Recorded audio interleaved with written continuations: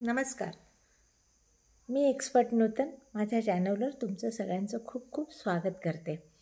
आज एक नवीन विषय, खूप सेन्सिटिव्ह विषय आहे हा, पण तो मांडलाच पाहिजे असं मला वाटतं आणि म्हणून मी हा विषय निवडला आहे आजचा.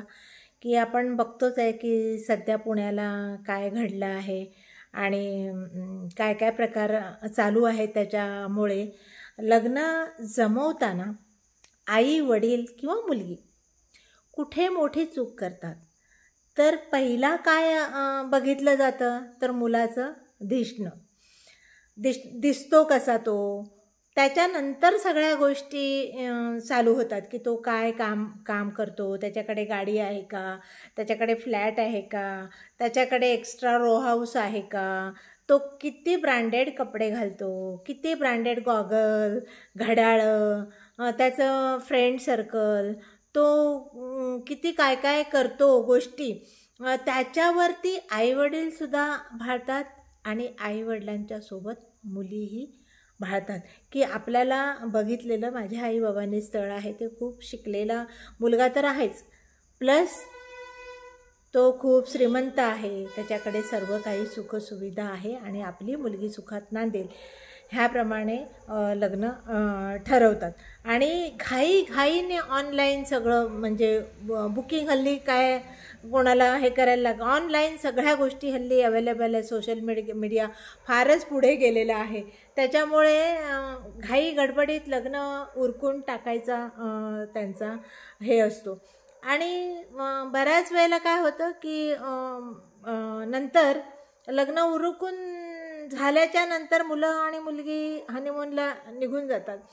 आणि हनीमूनला गेल्या गेल्या मुलगा एक तो सोशल मीडियाचा त्यांना एवढा मोठा लत आहे, लत म्हणायचं की नाद म्हणायचा, ते काय आपल्याला कळू शकलेलं नाही आहे गुपित. की काही गोष्ट केली ना का ती लगेच फोटो काढायची आणि ते सोशल मीडियावर अपलोड करून टाकायचं आणि पब्लिक करून टाकायचं. तुम्हाला सांगायचीच गरज नाही लागत की तुम्ही कुठे गेला आहे, तुम्ही काय करताय, कुठल्या हॉटेलमध्ये गेला आहे, तुम्ही काय खाल्लं, हे तुम्हाला आता कोणाला सांगायची गरज नाही. एक पूर्वी आपलं म्हणायचो की मित्रमंडळी भेटल्यावर म्हणायचो की आपण की आज आम्ही इथे गेलो होतो बरं का, हां त्या गोष्टी छान असतात, तिथे मस्त मिळतं, आम्ही ट्राय केलं, तू पण एकदा जा बरं का, असं जेव्हा आधी सांगायला लागायचं. आता सांगायला लागत नाही.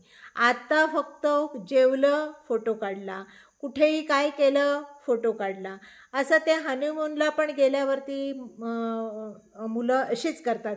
पण त्यात पण एक मोठं हे आहे गांभीर्य, की जर मुलाला सोशल मीडियावर ताबडतोब फोटो हनीमूनचे काढले की अपलोड करायचे, आणि जर मुलीला ती सवय नसेल तर तिला जेव्हा कळतं की अरे ह्याने हा फोटो टाकलाच होता, मला विचारलं पण नाही, मग ह्याच्यावरूनच पहिल्याच रात्री पहिल्याच दिवसापासून त्यांचे वादावाद सुरू होतात. तिथेच भांडणाचं मूळ निघतं की तू का फोटो काढलेस, तू फोटो काढले तर काढले, टाकताना तू मला विचारायलाच पाहिजे होतं, तू पटकनच कसे टाकले. हे मुलाच्या बाबतीत जर मुलीला ही सवय असेल तर मुलगा विचारू शकतो, आणि मुलाला ही सवय असेल तर मुलगी विचारते. कारण दोघांपैकी एकाला सोशल मीडियाचं फार हे आहे, पटकन फोटो टाकायचं वेड आहे, आणि त्या मुलीला नाही, किंवा मुलीला असलं तर त्या मुलाला नाही. तिथेच त्यांचं वाचतं आणि तिथेच ते हनीमूनचं बट्टाबोळ होतो. तर हे सगळं ना, किती लाईक आले, काय झालं, आता ह्या फोटोला आपल्याला कोणी कोणी कमेंट केली आहे, ह्या सगळ्या सोशल मीडियाने फार माणसांचं वाट लावली आहे पूर्ण असं जे आहे. तर माझं म्हणायचं असं आहे की तुम्ही दिसण्यावरती जाऊ नका. एखादा मुलगा दिसायला चांगला नाही आहे, त्याच्याकडे फार मोठा बंगला वगैरे नाहीच आहे, पण त्याच्याकडे फ्लॅट नाही, पण तो घेऊ शकतो. तो दिसायला चांगला नसेल तरी तो खूप शिकलेला आहे, खूप संस्कारी मुलगा आहे, त्याला आईवडिलांनी खूप चांगलं घडवलेलं आहे, खूप चांगले संस्कार दिलेले आहेत, त्याने बायकोसाठी किंवा आपल्या फॅमिलीसाठी, आईवडिलांसाठी खूप छान स्वप्न रंगवून ठेवलं आहे की माझं लग्न झाल्यावर मी असं असं करणार आहे.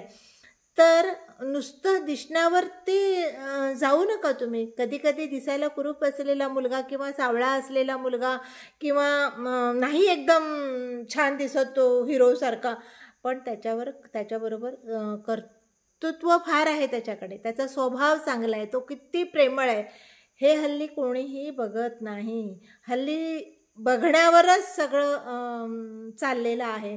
तर हे टाळावं असं मला वाटतं. म्हणून मी हा व्हिडिओ बनवायचं ठरवलं. तर हा कसा वाटला तुम्हाला? माझं म्हणणं तुम्हाला पटतंय का?